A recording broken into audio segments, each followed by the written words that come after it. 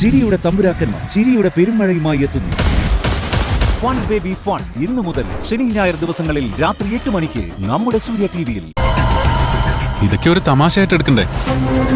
മുക്ത കരുണാകരൻ സാറിനെ കൂട്ടി അങ്ങോട്ട് വാ. കണ്ണുകെട്ടി കളിയിൽ പാർവതിയും പങ്കെടുക്കുന്നുണ്ടോ? അവളും അവളുടെ ഫ്രണ്ട്സും എല്ലാരും പങ്കെടുക്കുന്നുണ്ട്. അങ്ങനെയാണെങ്കിൽ കരുണാകരൻ സാറിനെ പങ്കെടുപ്പിക്കാതിരിക്കുന്നത് തന്നെയാ നല്ലത്. ഞാനും പങ്കെടുക്കുന്നില്ല. കരുണാകരൻ സാറിനെ അവൾ ഇൻസൾട്ട് ചെയ്യുന്നത് കണ്ടിട്ട് ഞാൻ മിണ്ടാൻ നിന്നത് എന്തുകൊണ്ടാണെന്ന് അറിയോ?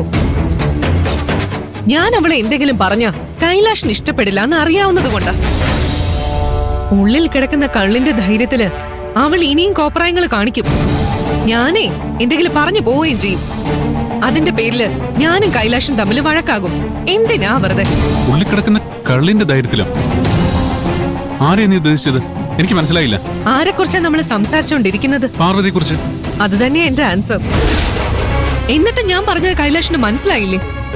അവള് മദ്യപിച്ചിട്ടുണ്ട്. മുക്ത അനാവശ്യം പറഞ്ഞാണ്ടല്ലോ. മുക്ത കള്ളം പറഞ്ഞതല്ല കൈലാഷ്. പാർവതി മദ്യപിച്ചിട്ടാ ഹോസ്റ്റലിൽ നിന്ന് ഇറങ്ങിയത്. മുക്ത നീ കള്ളം പറയുമ്പോൾ അത് ശരിയാണെന്ന് സ്ഥാപിക്കാൻ ഒരാളുടെ സപ്പോർട്ട് വേണമല്ലോ. അതിനുവേണ്ടിയായിരിക്കും ഇവളെ കൂടെ കൂട്ടിയത്. കൈലാഷ്, നിന്നോട് തർക്കിക്കാൻ ഞാനില്ല. മദ്യപിച്ചിട്ടില്ലാത്തൊരാള് മദ്യപിച്ചിട്ടുണ്ടെന്ന് ഞാൻ പറഞ്ഞ അത് കള്ളമാണെന്ന് തെളിയിക്കാൻ നിനക്ക് നിഷ്പ്രയാസം കഴിയുമെന്ന് എനിക്കറിയാം. അടുത്ത് ചെന്ന് ഒന്ന് സ്മെല്ല് ചെയ്ത് നോക്കിയാ മതി. അവളെ കുറിച്ച് നിന്നോട് അങ്ങനെ ഒരു കള്ളം പറയാൻ ഞാൻ അത്ര ബുദ്ധിയില്ലാത്തവളൊന്നും അല്ല. അവളുടെ അടുത്ത് പോയി നിക്ക്.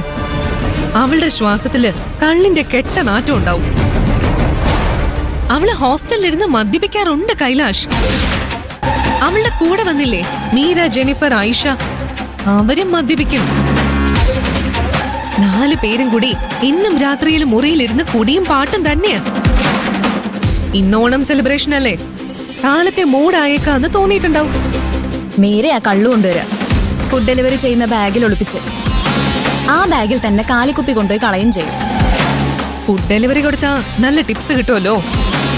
വെറുതെ കിട്ടുന്ന കാശല്ലേ, ആ കാശ് കൊണ്ടാ കള്ള് വാങ്ങുക. വേറെ ആർക്കും 10 പൈസ ചെലവില്ല. മൂക്കുമുട്ട കുടിക്കുക, വഴക്കടിക്കുക, കിടന്നുറങ്ങുക. പിറ്റേ ദിവസം എഴുന്നേറ്റ് ജോലിക്ക് പോവാ.